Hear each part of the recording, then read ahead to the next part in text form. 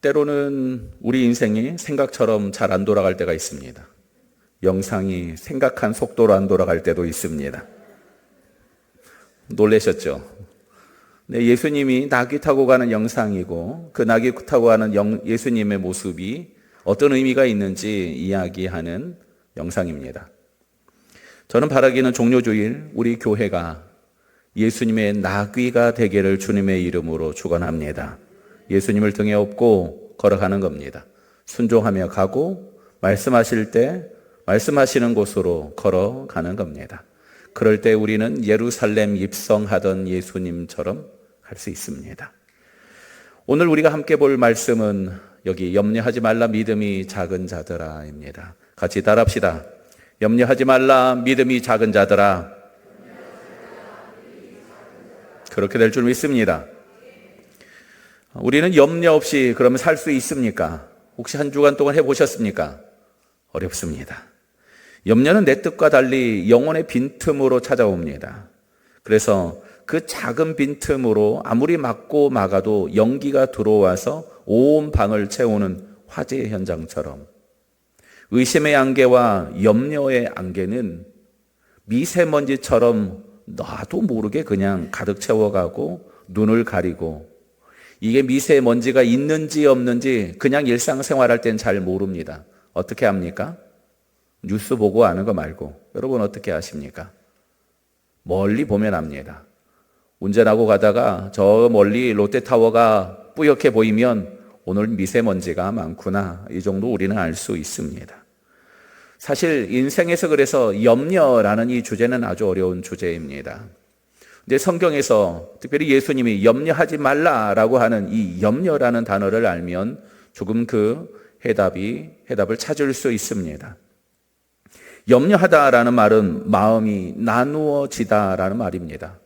그러니까 염려하지 말라라는 말은 마음을 나누지 말고 온전히 한 마음으로라는 뜻입니다.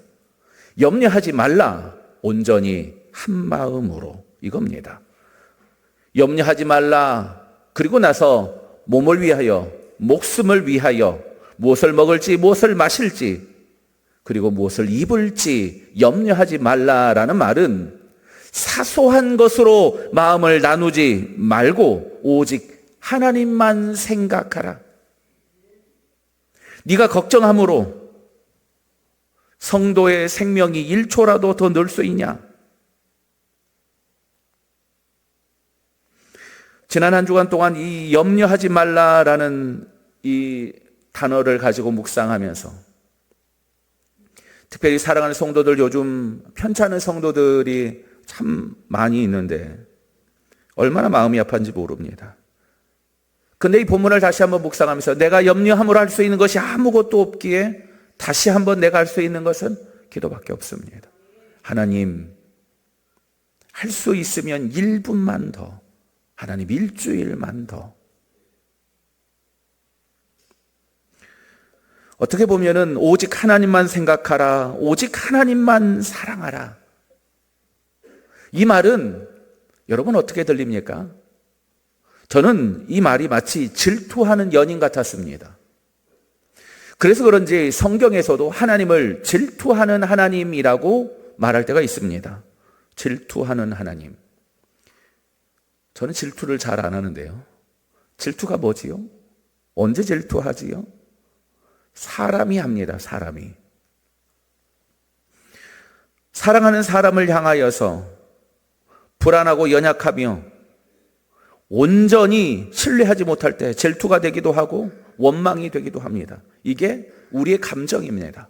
그런데 하나님이 질투한다는 겁니다. 여기 하나님이 질투한다라고 할 때 여기 질투하다라는 단어는요, 우리가 아는 그 질투, 우리의 그 옹졸한 감정이 아니라 열심이 있다라는 뜻입니다. 그러니까 질투하는 하나님이라는 말은 하나님이 열심이 있는 겁니다. 하나님이 너를 질투한다라는 말은 그러면 무슨 말입니까? 하나님이 너에 대해서 열심이 있다라는 겁니다. 사랑하니까 질투하는 거고 열심히 있으니까 질투하는 겁니다.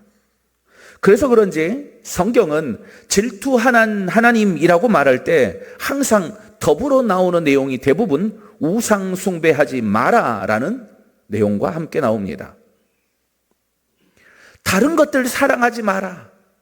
나는 너에 대해서 열심히 있다. 이게 하나님, 질투하는 하나님을 얘기할 때 등장하는 내용이라고 하면, 질투하지 말라라는 이 말은, 질투하는 하나님에 대한 내용은 염려하지 말라라는 이 예수님의 명령과 연결됩니다. 오직 하나님만 생각하고 하나님만 사랑하라. 목숨을 위하여서 무엇을 먹을까, 무엇을 마실까, 몸을 위하여서 무엇을 입을까 염려하지 말라.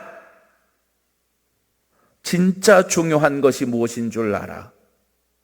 정말 중요한 너의 목숨과 너의 생명, 너의 몸을 위해서 영원한 생명 되신 하나님, 너의 그 호흡을 걱정해야지 엉뚱한 것으로 걱정하지 마라.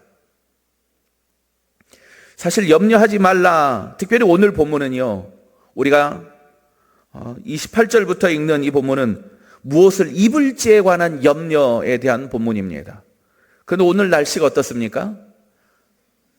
앞에서 뭐가 떨어지는데 보니까 꽃잎도 떨어지고 눈도 떨어지고, 평내동 오니까 어떤 분이 그런 얘기 하더라고요. 옷걸이에 옷 걸 데가 없대요.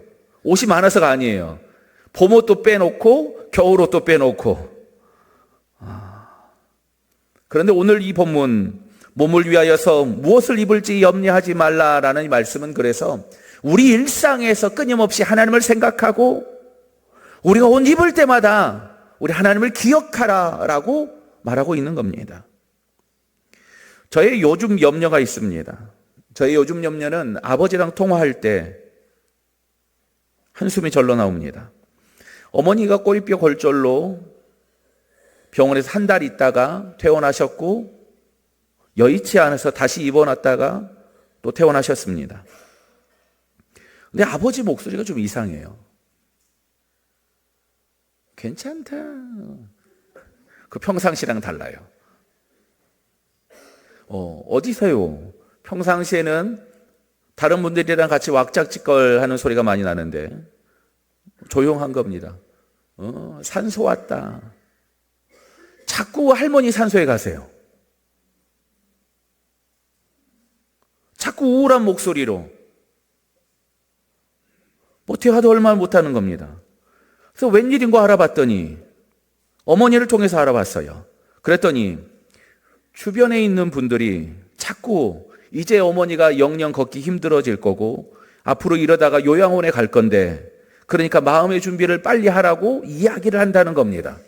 그러니까 자꾸 어머니, 할머니 산소에 가서 거기 앉아 있고, 어머니 보면은 걱정이 많은 겁니다. 어머니가 빨리 돌아가시면 나는 이제 혼자 어떻게 살지, 이런 생각으로 가득한 겁니다. 옆에 있는 분들이 문제입니다. 더 큰 문제는 옆에 있는 분들이 대부분 목사님들입니다.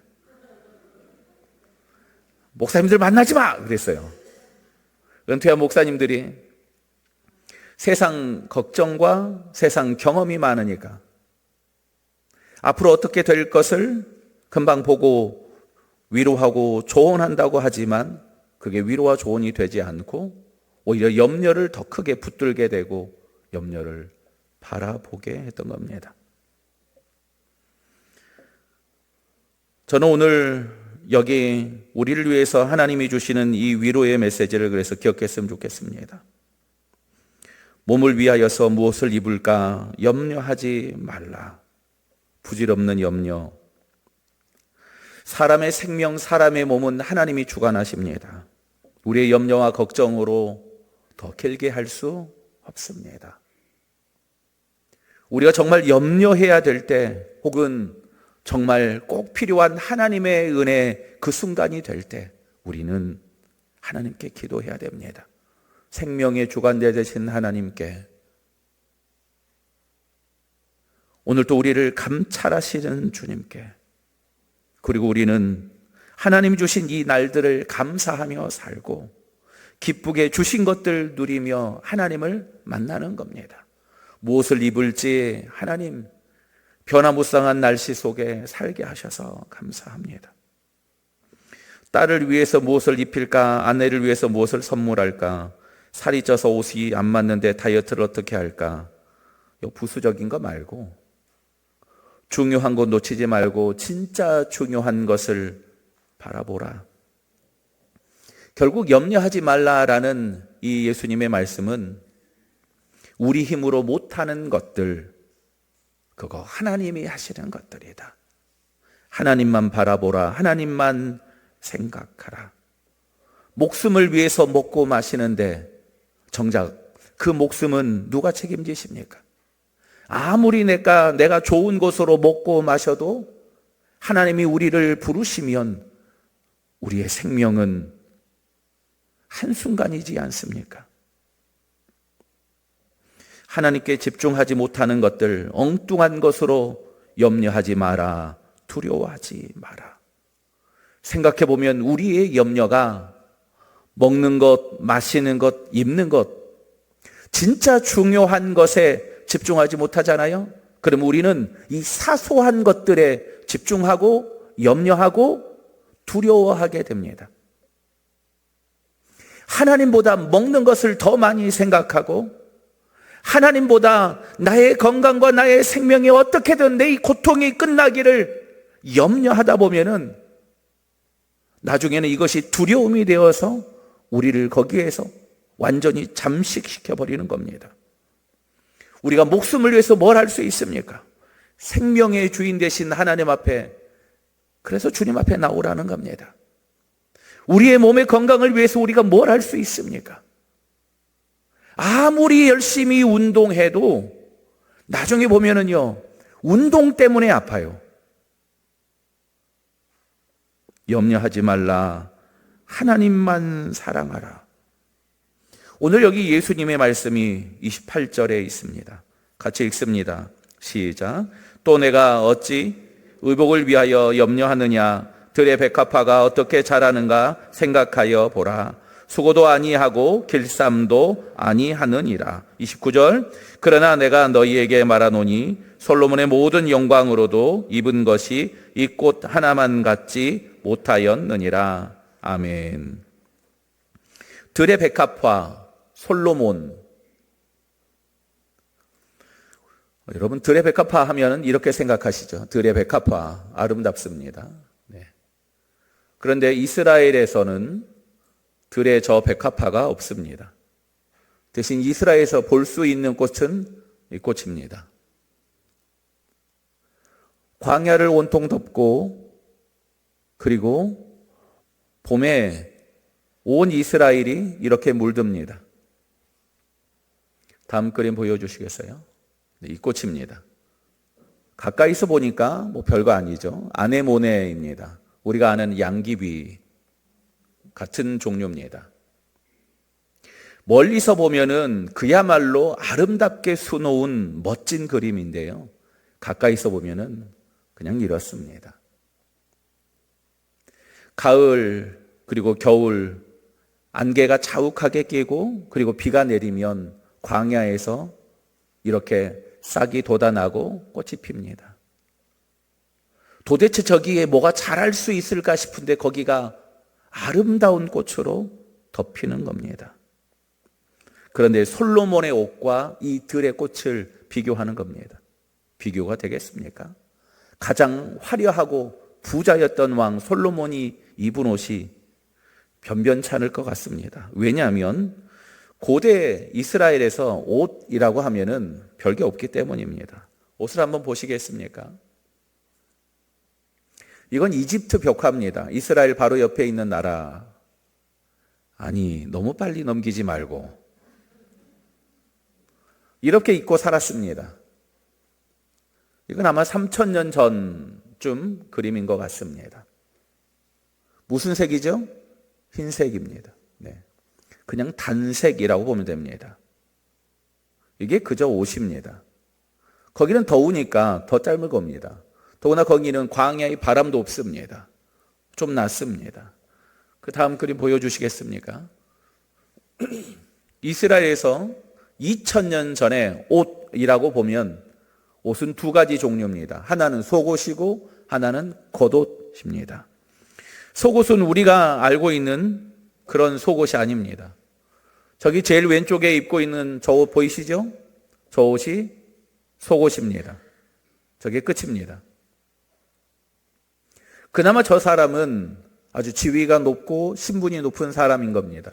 왜냐하면 일반적으로 속옷은 저렇게 길지 않습니다. 원래는 더 짧습니다. 돈도 없거니와 만들기도 어렵습니다. 오늘 본문에서 길쌈도 아니하여도, 길쌈이 뭐냐면은 옷 만드는 겁니다. 예전에 배틀에서 옷 만들었잖아요. 2000년 전 마찬가지입니다. 저렇게 옷을 만드는데 처음 만들어서 가운데 구멍 뚫고 거기에 머리 넣는 겁니다. 그게 전부입니다. 우리가 아는 소매가 제대로 있는 옷이 아닙니다. 그리고 다음 두 번째와 세 번째 있는 저 모습이 겉옷입니다. 겉옷도 저렇게 뭔가 있어 보이지만 사실 별거 없습니다. 특별히 유목하던 사람들, 이스라엘 사람들한테 염색한다는 건, 그러니까 옷을 채색한다는 건 이건 어려운 일입니다. 그래서 우리가 알고 있는 성경의 오해 혹은 아마 잘못 알고 있는 내용 중에 하나가 뭐냐면 요셉의 채색 옷입니다. 요셉이 알록달록 색동 저고리 입을 것 같이 우리는 머릿속에 생각하지만 원어를 보면은 채색 옷이라는 단어는 또 하나의 의미가 있는데 긴 옷이라는 의미가 있어요. 무슨 말이냐면 당시에 긴 옷은 그 지역에 두 명만 입을 수 있어요. 하나는 족장이고 다른 한 사람은 족장을 이어갈 사람입니다. 그러니까 요셉이 긴 옷 입었을 때 형들이 그렇게 미워한 겁니다. 아버지는 쟤만 이뻐해. 쟤는 막내인데 쟤한테 지금 족장 자리를 양보한다고? 형들이 미워하는 겁니다. 쟤만 없으면 내가 될 것 같거든요. 성경에서 처음 옷은 어디서 나오냐면요, 창세기에서 나옵니다. 아담과 하와가 범죄하고 나서 그들의 벗은 줄 알아, 수치를 알아, 무화과 나무 잎으로 옷을 만들어 입습니다. 무화과 나무 잎은 뜨거운 햇빛에 바람에 금방 바스러집니다. 그래서 하나님이 사람에게 선물해 준 게 뭐냐? 옷입니다. 가죽으로 만든 옷을 주신 까닭은 다른 게 아닙니다. 금방 말라버리고 금방 드러날 너의 수치, 이걸로 가려라입니다. 여기 창세기 3장 21절 말씀 같이 한번 읽어보도록 하겠습니다. 창세기 3장 21절 말씀을 준비했습니다. 안 돼 있습니까? 끝나고 만날지도 모릅니다. 여호와 하나님이 아담과 그의 아내를 위하여 가죽옷을 지어 입히시느니라. 이것이 처음 옷입니다. 수치를 가려줬던 옷. 두 번째 옷은 창세기 6장 8절입니다. 이건 있군요. 같이 한번 읽어봅시다. 시작. 그러나 노아는 여호와께 은혜를 입었더라. 그 다음 절이요. 이것이 노아는 의인이요 당대 완전한 자라. 그는 하나님과 동행하였으며. 아멘. 우리는 보통 6장 9절만 압니다. 이것이 노아의 족보원이라. 노아는 의인이요 당대 완전한 자라. 그런데 노아가 방주를 만들고 하나님의 특별한 부르심을 받을 수 있었던 이유가 뭐냐? 여기 의인이요 당대 완전한 자라서가 아닙니다. 그 험한 세상 속에서 어떻게 노아만 이렇게 깨끗하고 순결하고 고고할 수 있습니까? 6장 8절이 답입니다. 그러나 노아는 여호와께 은혜를 입었더라. 하나님이 은혜를 옷 입혀 주신 노아가 의인이요 당대의 완전한 자가 되어서 살 수 있었던 겁니다. 하나님은 은혜로 우리를 이렇게 옷 입혀 주시는 겁니다. 우리의 수치를 덮어주시고 모든 죄악을 덮어주시는, 옷 입혀 주시는 사건. 갈라디아서 3장 27절 같이 읽습니다. 누구든지 그리스도로 옷 입었느니라. 아멘. 그리스도로 뭐 한다고요? 옷 입었느니라. 아멘. 그리스도가 우리의 모든 수치와 죄악을 덮어주시는 옷. 그래서 내가 예수님을 믿음으로 천국 갈 수 있는 건 다른 게 아닙니다. 마치 노아가 의인이요 당대의 완전한 자라서가 아니라 여호와께 은혜를 입었던 노아가 하나님과 동행할 수 있었던 것처럼 그리스도로 옷 입은 우리가 예수를 믿음으로 천국에 갈 수 있게 되는 겁니다. 그리고 그 그리스도의 사람들에게 부탁한 주님의 옷이 있습니다. 갈라디아서 6장 10절과 12절입니다. 같이 읽습니다. 끝으로 너희가 주 안에서와 그의 힘의 능력으로 강건하여지고 마귀의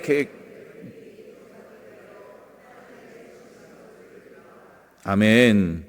뭐 하라고요? 하나님의 전신갑주를 입으라 라고 말합니다. 그래서 그리스도로 옷 입은 사람들은 하나님의 전신갑주를 입어 마귀의 괴계를 이겨라 라고 우리에게 말씀하고 있는 겁니다. 다시 말해서 너희는 몸을 위하여서 무엇을 입을지 염려하지 말라라고 했던 이야기가 창세기 3장부터 시작해서 여기까지 계속해서 달려오는 겁니다. 그리고 우리의 옷에 대한 이야기는 요한계시록에서 흰옷 입은 백성까지 연결됩니다. 이렇게 보니 성경은 옷 입은 이야기에서 시작해서 옷 입은 이야기로 끝납니다. 성경은 우리에게 말합니다. 무엇을 입을지 염려하지 말라. 믿음이 작은 자들아. 이건 책망이 아닙니다. 염려할 수밖에 없고 어쩌면 우리가 사는 세상은 염려와 걱정 투성입니다. 그런데 본질이 아닌 것 가지고 더 이상 거기 머물러 있지 말고 마음을 나누지 말고 오직 하나님만 사랑하라. 그거 하나님이 책임져 주신다. 이게 주님이 우리를 부르시는 겁니다. 아담과 하와가 만들었던 옷이 금방 바스러지는 무화과 나무 잎처럼 우리가 염려로 하는 것도 마찬가지입니다. 우리의 염려한다고 우리가 가릴 수 있습니까? 아닙니다. 금요성령 집회 박노아 목사님 오셔서 일대 목사님 아들인데 그 목사님이 오셔서 간증해 주셨습니다. 사실 이 이야기를 작년에 처음 들었을 때 참 기도밖에 할 수 없었습니다. 불타버린 교회 건물 쳐다본다고 문제가 해결되는 것이 아니라 탄식과 한숨뿐이더라도 하나님 앞에 나와 앉아 있을 때 주께서 나의 탄식을 들었습니다라는 그 목사님의 간증이 우리 안에 얼마나 큰 도전이 됐습니까? 끝나면서 사실 그런 이야기를 같이 나눴습니다. 만약 그때 불이 나지 않았다면 우리 교회는 지금처럼 멋진 교회를 만들 수 없었을 겁니다. 그때 불이 나서 얼마나 멋진 교회로 옮겼는지 모릅니다. 우리는 원망하고 염려하며 그 자리에 머물러 있으려고 할 때 하나님은 우리를 자꾸 부르십니다. 염려하지 말라. 믿음이 작은 자들아. 나를 믿고 나와 같이 가자. 우리를 부르시는 겁니다. 겨자씨만한 믿음만 있으면 이 산을 들어 저리로 옮긴다고 했는데 믿음이 없는 자라고 말하는 게 아닙니다. 뭐라고요? 믿음이 작은 자들아. 염려하고 또 염려하는데 믿음이 작은 자들아. 예수님이 이렇게 부르고 있는 겁니다. 우리의 염려로 만드는 옷이 아니라 그리스도가 우리를 덮어주시기를 믿으며 믿음으로 예수님의 옷자락을 만져서 12의 혈루병이 고침받았던 여인처럼 우리가 예수님을 통해서 구원을 얻는 것이지 고침을 받는 것이지 예수님의 옷자락에 능력이 있는 게 아니라는 겁니다. 무엇을 봐야 할지 무엇을 통해서 하나님 역사하실지 우리로 보게 하는 것, 이게 오늘 예수님의 부르심입니다. 염려하지 말라. 믿음이 작은 자들아. 성경에 보면은 요셉이 크게 3번 옷이 변하는 모습이 등장합니다. 옷은 당시의 신분의 변화입니다. 하나는 아버지가 주신 채색 옷, 두 번째는 노예와 감옥의 죄수로 입었던 죄수복, 그리고 노예 옷입니다. 그리고 세 번째는 애굽 총리의 권위 있는 옷입니다. 아버지가 만든 채색 옷, 열심히 만들어서 줬어요. 긴 옷을 줬습니다. 네가 자기 족장이야. 그런데 이 옷을 통해서 무슨 일이 일어납니까? 형들이 미워합니다. 엉뚱한 소리 해서 미워하는 게 아닙니다. 아버지가 얘만 이뻐하는 것 같아요. 미워하는 겁니다. 이게 사람이 만드는 옷입니다. 아무리 잘 만들고 갖다 줘도 좋은 줄 모르고 감사한 줄 모르고 오히려 분열의 상징이 되고 금방 사라지는 거, 이게 사람이 주는 옷입니다. 요셉의 노예와 죄수의 옷, 세상에 떠밀려 억울하게 입게 된 옷입니다. 그런데 요셉은 이 옷을 입고도 실망하지 않습니다. 염려하지 않습니다. 척박한 곳에서 형통케 하시는 하나님을 만나는데 성경에 보면은 형통하다라는 단어가 언제 쓰이냐면요, 요셉이 총리가 됐을 때 형통케 하셨사라고 말하지 않습니다. 언제요? 죄수일 때, 노예일 때, 그때 하나님이 요셉을 형통케 하셨다라고 성경은 말하고 있습니다. 염려가 아니라 하나님으로 인해서 이기게 하여 주시는 은혜를 거기서 경험하고 있었던 겁니다. 그리고 나서 총리의 옷으로 갈아입혀 줍니다. 총리의 옷은 어떤 옷입니까? 너만 잘 먹고 잘 살아라가 아닙니다. 그 총리의 옷을 바꿔 입음으로 기근과 흉년에 빠진 백성들을 구하고 어려운 가족들을 70명을 옮길 수 있는 결정적인 계기가 총리의 옷을 입고 나서입니다. 염려하지 말라라는 것은 다시 말해서 그저 네가 걱정한 것으로 네가 열심히 염려해서 만드는 옷은 무화과 나무 잎밖에 안 된다는 겁니다. 요셉의 긴 옷처럼 다른 사람이 질투하며 문제가 되는 옷밖에 안 된다는 겁니다. 염려하지 말라, 나에게 맡겨라. 하나님이 입혀주시는 그 옷을 입어야 합니다. 하나님이 주시는 은혜의 옷을 우리가 입을 수 있어야 합니다. 예수님은 예루살렘에 입성하면서 개선장굴의 군마가 아니라 예수님은 나귀 타고 입성하십니다. 가장 겸손한 옷, 가장 겸손한 모습으로 십자가를 지셨습니다. 예수님은 겸손한 옷, 충성의 옷으로 끝까지 십자가 그리고 부활까지 걸어가셨다고 하면 오늘 사랑하는 성도 여러분, 몸을 위하여서 무엇을 입을까 염려하지 말라라는 이 말씀은 믿음이 작은 우리에게 인생의 모든 순간 하나님이 준비하시는 그 은혜를 기억하며 동행하여 주시는 하나님, 우리를 옷 입혀 주시는 하나님을 만나라 말하고 있는 겁니다. 가장 약할 때 부르시고 우리의 수치를 가죽옷으로 덮어주시는 은혜, 염려하지 말라, 믿음이 작은 자들아. 광야의 옷이 해지지 않고 신발이 닳지 않았던 것처럼 바라기는 사랑하는 성도들, 특별히 몸이 약한 성도들, 사업이 힘든 성도들, 관계에 어려움이 있는 성도들, 우리의 염려로 그 어려운 시간들을 허비하는 것이 아니라 주님께 나와 주님이 주시는 은혜의 옷을 입어 우리의 생명과 우리의 관계와 우리의 일들이 주님의 은혜로 충만하여지고 채워지기를 주님의 이름으로 축원합니다.